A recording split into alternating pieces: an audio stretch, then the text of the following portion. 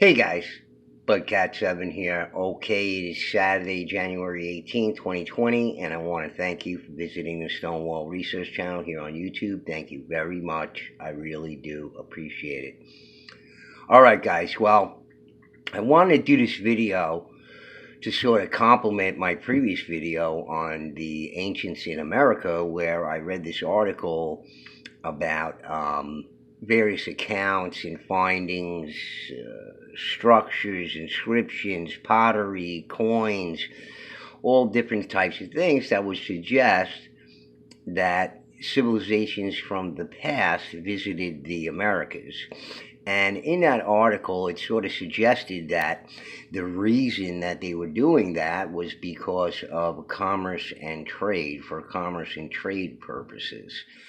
And I'm firmly in that boat because I think there were a lot more people here in the Americas than people think in the past.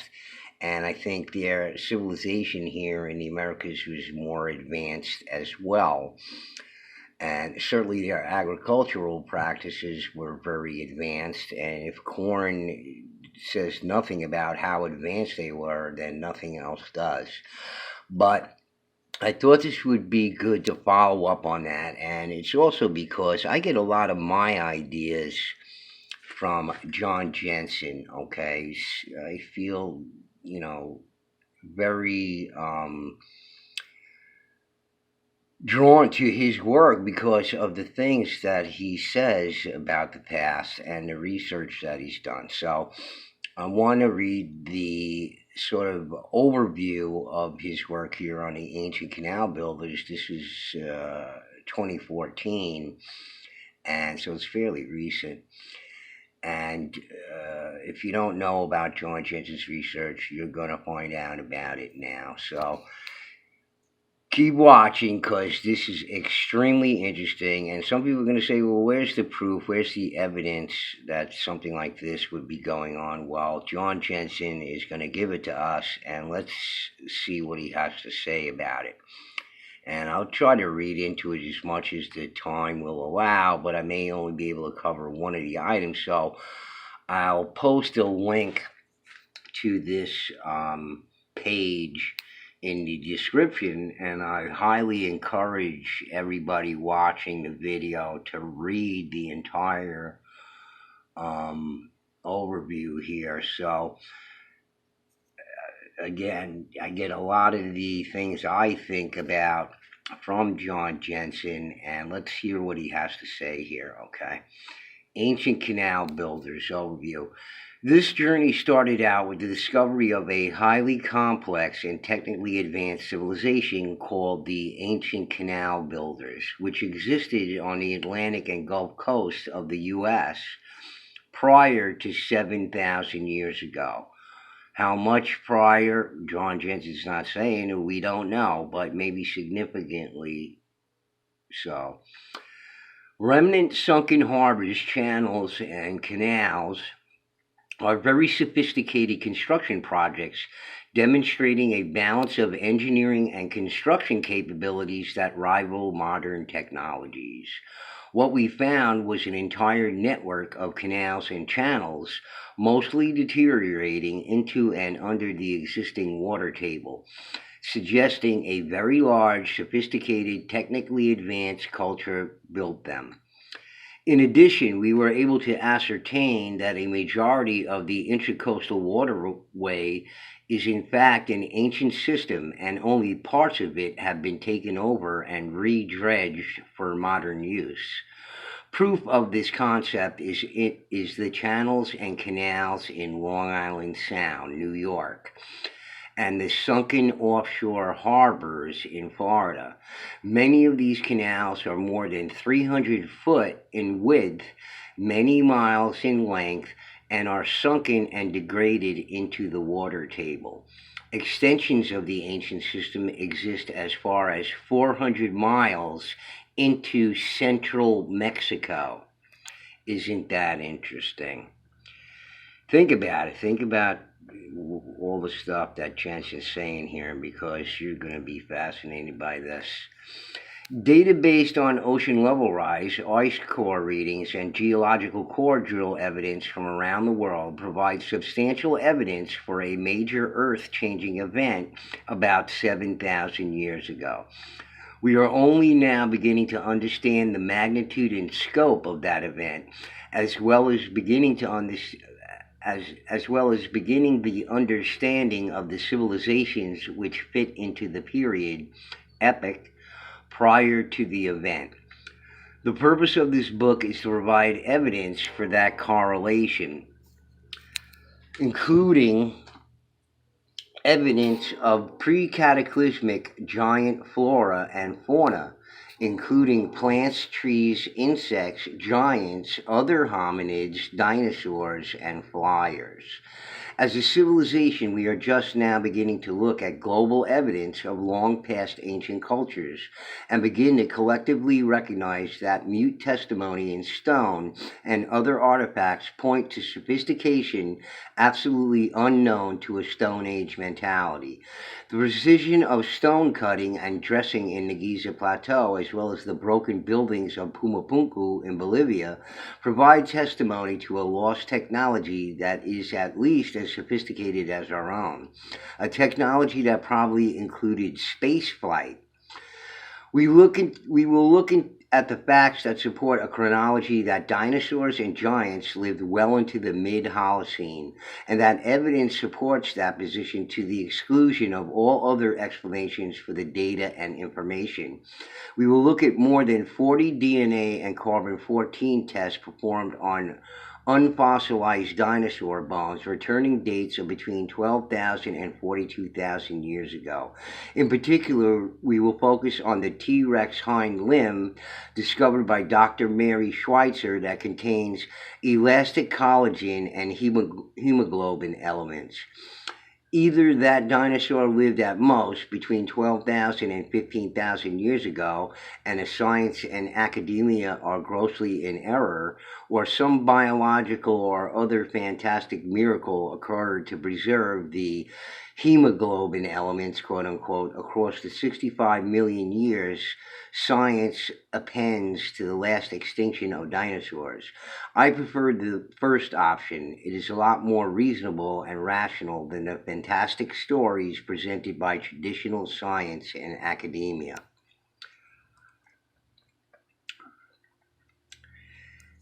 Ancient canal builders. The ancient canal builders were a highly complex and technically advanced civilization that lived on the Atlantic and Gulf Coast of North America prior to 7,100 years ago. Spread out over an area from Long Island Sound, New Jersey, Chesapeake Bay, North Carolina, Florida to Mexico, evidence of their existence and enormous size and range of their capabilities suggests that they represent a population in excess, it's a typo there, excess of 200 to 500 million people. Okay? That's what his research suggests by the scope of these mega projects. Okay, this thing here is 9,000 feet long. Okay, and 1,900 feet wide. All right, this is offshore in Florida, artificial harbor. The ancient canal builders had very advanced canal building capabilities. Remnant channels and canals are very sophisticated construction projects demonstrating a balance of engineering and construction capabilities that rival modern technologies. Ancient canal builders created and used several types of canal systems, but are most easily identified by their sunken offshore harbors and connecting canals. The ancient canal builders were a seafaring or ocean-based complex society with natural resources, transportation, agriculture, and aquaculture as their internal and external or Atlantic-based trade system. based on common sense system of controls to include government, security, commerce, communication, entertainment, and other social structure systems would have been required to function as a society in these numbers. The major feature of this dominant transportation style is the long distance straight line canal, many over 300 feet wide and some well over 85 miles long. Another major characteristic is the sunken harbors and connecting canals that appear to be much like our modern, near the ocean industrial systems, which include underwater harbors and dock like features. Based on the size and length of their massive engineering projects, like the Florida Harbor H1 requires a population base large enough to have ready resources to undertake massive building projects. Population densities around the Atlantic Rim would have the same relative levels, suggesting that the Atlantic dispersion population greater than 200 to 500 million prior to 7100 years ago. We as a modern society have taken over and currently use many of the canals and channels as our own modern creations. It is very likely that much of the current intercoastal waterway, all the way into central Mexico, are redredged sections of an earlier system. Many sunken harbors, canal systems are entirely under current sea level at a depth between 6 and 15 feet, based on known sea level rise during the Holocene that provides a date certain of 7,100 to 7,300 years ago for their demise or latest possible use date. The diffusion and distribution of Atlantic Rim based populations prior to a major catastrophic event is postulated as the Atlantic dispersion theory. Examples are the Windover Bog people of circa 7,300 years ago, as well as the ancient canal builders. The following examples of offshore harbors and canals are taken from our website. And I'm not sure if Jensen has the website anymore or not. Okay, so here's the first offshore sunken harbor off Florida's coast there. And again, this thing is 9,000 feet long, 2.2 miles offshore in the open ocean. The old shoreline is estimated to be between 6 and 9 feet below current ocean level. Okay, so you see this thing here. Okay. Non-natural shoreline, machine made as is much too large to be cut by hand. Most definitely. This harbor is located about 2.2 miles offshore in the open ocean. It rests on a high tidal shoulder beside a large land egress channel. Length of the main body of the harbor is something over 9,000 to 10,000 feet, with a widened harbor to the left, an additional 3,000-foot exit canal toward the open ocean. Based on harbors of similar sizes today, we can estimate the depth of the cut harbor to be 35 to 45 feet deep. So you can have large vessels go through there with, big drafts.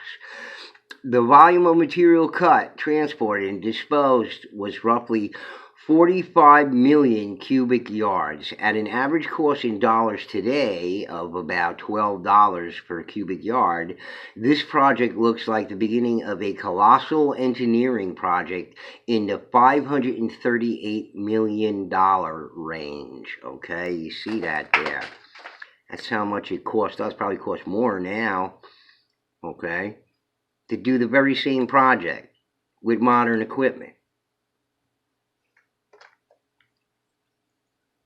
Starting to get the picture a little bit here.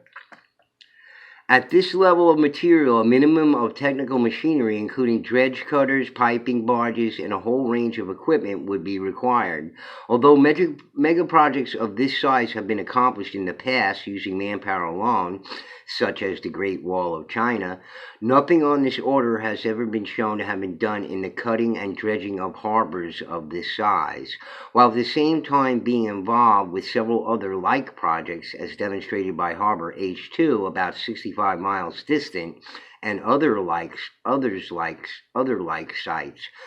Based on casual observation alone, it is evident this harbor was not completed with manpower alone, but with some very sophisticated machinery and equipment. Find that very interesting too. What kind of machinery and equipment? You can only imagine. Ocean depth at the tidal shoulder edge of the harbor is estimated to be between 6 and 9 feet deep, but could be as much as 12 to 15 feet deep. Those depths place a date certain based on ocean level rise of between 7,200 and 7,400 years before present. We think that this civilization was destroyed by a super mega cataclysm, and if so, it is entirely plausible, if not likely, that some residue artifacts in stone, pottery, and possibly other unknown materials are preserved in the mud and silt at the bottom of this harbor. We intend to be the first to find out. We are not releasing location coordinates on this site, pending our own expedition dive. If you are interested in joining the expedition to this site, please let us know. I wonder whatever happened. I don't see any indication of it. Okay, so here's Florida sunken offshore harbor H2, 5,200 feet long, 700 foot average width. In addition to this amazing underwater artifact, there is an existing causeway or roadway that extends from the harbor edge northeast, terminating at the secondary tidal shoulder of the current shoreline. As a rough estimate, this structure as an engineering project would consist of cutting, dredging, and removing and disposal of approximately 8,100,000 cubic yards of material. Total project cost in today's dollars of roughly $6 per cubic yard of material means this project had a budget of just under $50 million.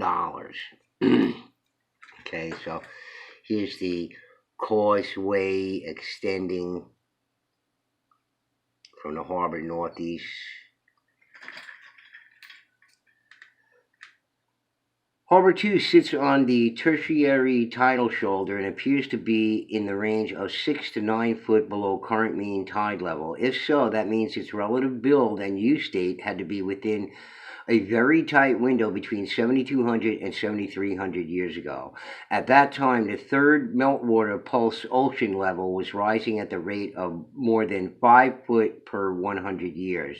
Since ocean rises is established to be slightly more than 5 feet over the last 7,000 years, an additional 3 to 5 would indicate a depth of 6 to 9 feet to be roughly equivalent to 7,200 years ago. The road or causeway that extends from the harbor northeast to the shoreline is about 2 miles long and is degraded and covered over with sand in several places. This section is more degraded closest to the harbor proper than retains its original shape of the section closest to the shoreline. This harbor has many features similar to Harbor 1, which is about 65 miles distant. Both are very near or on the edge of a deep water channel that goes through the continental shelf to the open ocean. Edges of the harbor edge or shoulder are currently estimated to be between 6 and 9 foot beneath mean tide ocean level. Its depth suggests it is contemporary with the Bimini Road as well as other harbors and canals at this depth. Ocean level rise dating suggests that this harbor was inundated between 7,000 and 7,100 years ago. Okay, guys, so I'm going to stop reading these now and let you guys go to it, but I'll just briefly go through some of the pictures here of the different places that Jensen found these things. and it's just phenomenal. And some of them are up here by me in Long Island. There's several harbors here, so it just begs the question: who and why were these canals and artificial harbors built by, and why did they build them? What was the scale of import export of goods, raw materials, whatever it may, resources, food resource, whatever it might be. Just suggests the scale, and it just so happens that the walls in New York and New England, I think, are probably dating from the period right after this cataclysm or catastrophe happened that Jensen's talking about, that happened somewhere back in 7,000 years ago. Okay, that would put it right in the timeline of the Paleo, what they call the Paleo Indians, or the Woodland period, which just so happens to be all of the skeletons dug up from those time periods were extremely large. So, as I said, guys, I'm going to post a link to this page for you. These are all the ones up here in New York, right by me, just right around the corner from where I'm at right now. Happen to be at right now, and this is all around me over here. Okay, remember the story of King Mangatuksi from the Montauk tribe, the canal builder guy or whatever? Well, maybe he didn't build the canal, but maybe they're referring to somebody who did in the past, the natives there, and this is the story that came down after the cataclysm. Okay, and they're giving all sorts of dates, and these things are all over the place, and Jensen goes through them. So please do, if you're interested in this subject, if you're following along my channel, you're a subscriber, this is a must look at. Must. Okay, because this is the thread I'm going with. All right. I'm not going with anybody else's thread. This is the one thread that I've been following since I read all this stuff from John Jensen years and years ago. Okay? I suggest you read it over carefully. All right? And Jensen's done some other work as well. Let's see if I can get back to the top here. And he's done quite a few other things. A book called Epics, Earth Epics by John Jensen, and Earth Axis Tilt, Global Catastrophe, Breach of Gibraltar Strait, and a Global Calendar Change. You should look at all that stuff, but if you really want to